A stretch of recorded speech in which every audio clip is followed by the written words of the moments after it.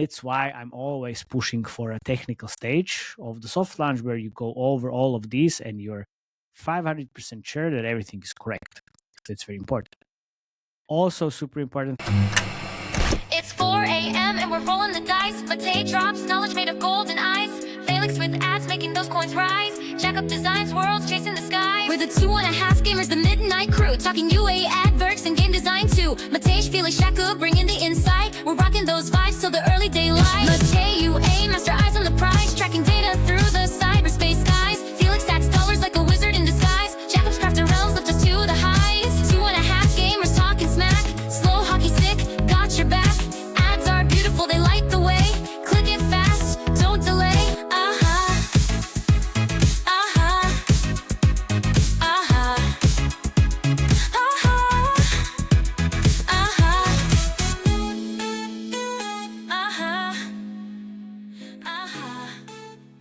Hello everybody, welcome to another solo episode. Today I'm going to talk about the soft launch checklist. My name is Matej Lancaric and I'm your host. So I was inspired by Felix last week because he was doing a ad monetization 101 checklist. And what do you need to do to get prepared for adding ad monetization and start earning some money? So today I'm going to talk about a soft launch checklist because recently I started working with few games that are entering soft launch, and the recurring theme or topic was, so what do we need to do or how do we need to prepare in order to actually successfully start soft launching the game? So I'm going to talk about a technical and attribution kind of point of view, monetization, economy, and product, and the content and live ops kind of pipelines, and just a little bit of creatives. Don't forget, this is only a checklist. This is not a full guide. If you want a full guide, scan the QR code or just go to and find the Soft Launch Bible, which is basically the whole guidelines of how to successfully soft. So, let's start with the technical side of things, which is very, very important. If you skip this step, you are not going to go really far with the soft launch. So, MMP and the implementation of the MMP is very crucial. But it doesn't really end there. You need to track the key events, obviously, the install, either the session as well, purchase and ad impression, to actually evaluate the revenues and ROAS on the campaign side. But also implementing another engagement events like tutorial completion, level achieved, or whatever, played 30 minutes. You can really, really go deep and try to track different events, but these are kind of like the basic thing to do because this is going to be used also for the campaign optimization afterwards.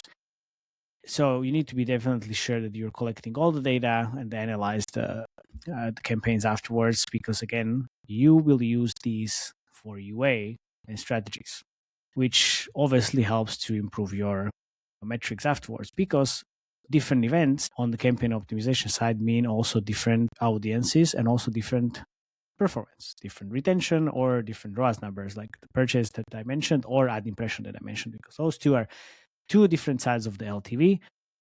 And then obviously you need to track all of these. If you don't have MMP in place and you're only kind of starting very lean, you have Facebook SDK and you have Firebase, you still need to implement these events. Ideal scenario is you have an MMP, whatever it might be, and then you have a Firebase as an SDK, and you track also different events, because as I mentioned in the previous episodes about Google MVP setup and MVP UA setup, you need Firebase for purchase campaigns. So ideal scenario, MMP and Firebase.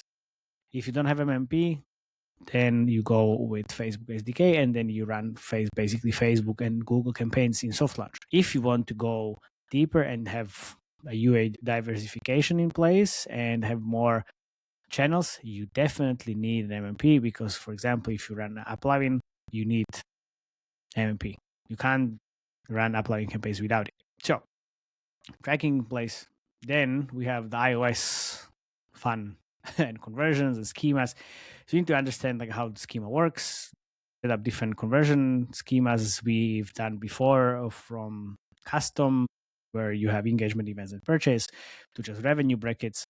You need to kind of configure this properly as soon as you go to soft launch, and have ideal scenario is you have the ATT prompt logic already in place. The funny thing about iOS these days is nobody cares about scan conversion schemas anymore, because we have meta aggregated event measurement, we have fingerprinting, we have TikTok ADC, which I always blanking on what is actually advanced dedicated campaign, which is aggregated event measurement. Same thing. And for this to work, you still need to have the MMP setup. You need to implement that AEM enhanced measurement, which is few clicks basically in your attribution provider / MMP. And deep links need to work, but it's few different things that you need to check in Facebook and your MMP. So this is very important. So because then, I know my go-to platform is basically Google Play, but then if you are using iOS as a platform, as the first platform, you need to have this setup so you can actually track at least some performance. Then in the first technical stage, what I usually do is to monitor crashes, ANRs, app not responding, and all of these funny things, which you need to be under a certain threshold, because then Google is gonna penalize you because your app is crashing and it's not responding. So in Google's eyes, your app sucked, your game sucked, and we don't want that. So you need to keep that in place, the monitoring of the crashes and ANRs, to be able to kind of ensure the quality and stability of your game or app. Then, let's move on to kind of monetization and economy. You need to be sure that you're looking at the correct data and not reporting accurate revenue, because what happened a few times before, we were sending revenue from Facebook SDK and from MMP. So then we were seeing duplicate revenue, which doesn't really help that much when you're making decisions and you're looking at incorrect data. So you need to be sure, again, you are not double counting revenues and everything is in place. That's why I'm always pushing for a technical stage of the soft launch where you go over all of these and you're 500% sure that everything is correct. That's very important. Also, super important thing, you're actually having in-app purchase validation in place, because what happened a few times already, we got cheaters in the game, and suddenly there were spikes of revenues, and we were obviously happy about the performance until we found out it's actually fraud, and these purchases don't exist. So this needs to be server-to-server validation, so you can live a happy life in the soft launch. Then we move towards the ad mediation, which already was covered by Felix last week. So go and check that video out. But again, soft launch, you need to have all you need to set up the mediation, preferably max, because then you can use AppLovin for UA. And then again, you have slightly better position. Better position meaning you have an option to run AppLovin campaigns, blended and other ROAS campaigns. But that's topic for a slightly different session. Then you're adding the ad networks into your bidding stack for maximizing the revenue. As soon as I added new ad networks into my apps, family of apps, the revenue grew quite significantly, although it's still at small scale, but suddenly they are competing against each other and you can get way better revenue. So instead of having only one ad network in your ad monetization stack, do more, 5 of them, for example. Facebook, I have AppLovin, Google, Unity, have Mintegral as well, and then some others. So think about it. But also think about balancing the user experience with monetization. And also this means basically finding the balance between interstitials and retention and ad monetization and retention, and the sweet spot between these two KPIs. Then obviously, when you implement your placements, you are testing it in the testing environment. And then when you push your build on production, sometimes you don't switch the testing environment in your ads, and therefore you can still see testing ads instead of the real ones. Happened to me a few times, not the pleasant experience. So watch out. Definitely check that box before you go global. And also, interesting thing that I started experimenting was also obviously like you need to set up the pricing strategies, but also think about the pricing in the different geolocations. I mean, this is quite interesting exercise for you, obviously. Different taxes in different geos, but also different kind of monetization power, right? So the usual example, players can't afford to pay $10 for a special offer like they're paying in the UK or US, but they can afford like 5 or 6, which then converts into more revenues, because if there was a flat $10 across all the geos, you might get 0 payers. In this case, where there's the price geolocation pricing, you might get a little bit more payers and higher conversions. What else do we need? We're setting up kind of going to soft launch. We have some vertical slides, or not vertical slides. We already should have a game with a proper content pipeline, but this being in soft launch requires a couple of months. So what is going to happen when we enter the soft launch until you end the soft launch, right? So you need to get a plan of the content roadmap in place. What's going to happen after we go to soft launch? So, example, we go to soft launch, we start testing retention. What is next from the product perspective? Are we going to have more content added into the game? How often? When are the special offers coming? Or is there actual feedback loop from the players, like what's like how the onboarding looks like and what's going to change? And then obviously like the feedback loop I mentioned, we are testing something in soft launch with real players. We need to get pretty much feedback from the players and then implement that feedback so we can post it live as we move forward in soft launch. An ideal scenario, when like before going global and when you're testing monetization, it's pretty much having live ops calendar in place or using any type of live ops tools. For example, my friends from Kino, they're doing a very good job.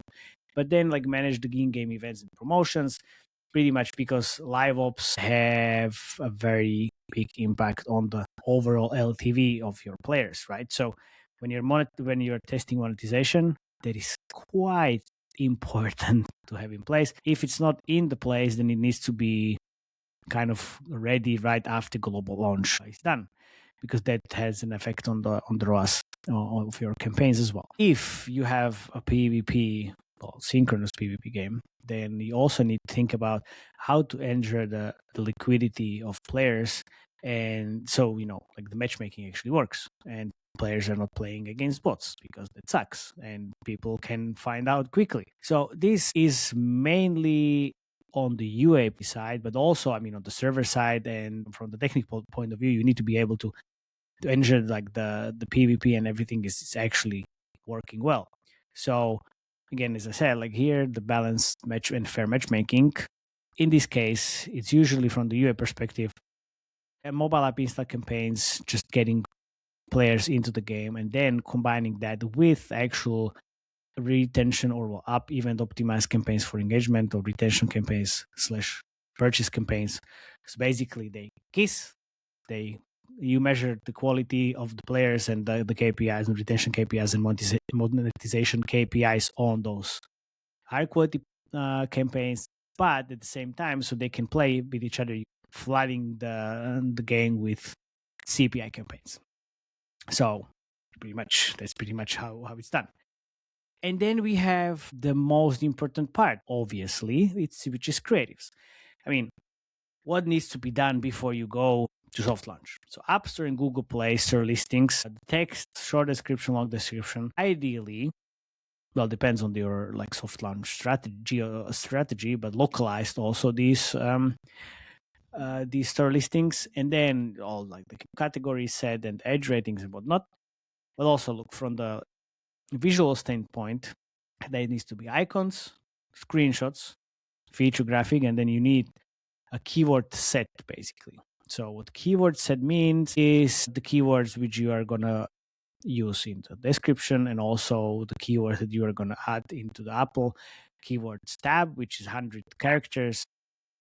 That's pretty much it, I think. And then you can play around with the custom product pages and create different product pages depending on the actual creative. So then, actual creative, meaning for the soft launch, you need to start with videos and then eventually move to playables as well, right, later down the line. So with creatives, I'm always saying you need to have at least like 5 videos, and then it needs to be kind of in the first stage around the game and the features and showcase the gameplay. I know these days gameplay doesn't work, but it's a different context. For soft launch, not to have misleading ads is very crucial, because then the only one who is misled is basically you, because you're looking at fucked up data. So here again, creatives, 5 videos, go with gameplay, features around the gameplay, showcase that in the videos. And then, I mean, this is just like the first starter pack, 5 videos, and then you start adding more and more when you progress with the soft launch, because it's very important, since you are going to be kind of soft launching a game in a very like a small set of geos. So you need more creatives, because you're going to basically target almost everybody in those small countries, and then the creative fatigue is going to hit you in your face. So what else do we need? If you have any questions, guys, if you have any comments towards the soft launch checklist, please reach out. But if we do a quick recap, so you need MMP ready, integrated, and receiving all the key events.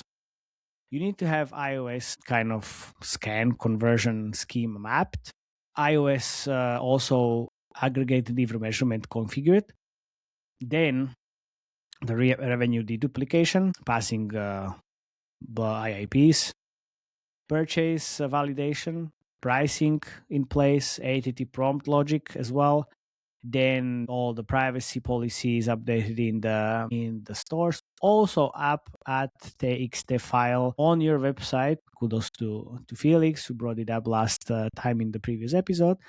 Also all the store listings ready, localized with all the categories and age ratings, icon, screenshots, feature graphic, everything visual. Obviously, you need to have the soft launch geos chosen in place, and then you have all the creatives ready.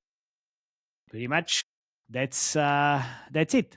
So it's not as complicated as you would think, but again, prepare well. It's going to be very interesting ride. Thank you very much for watching this episode. If you have any questions, please put them into the comments under the video, and see you next time. Bye bye.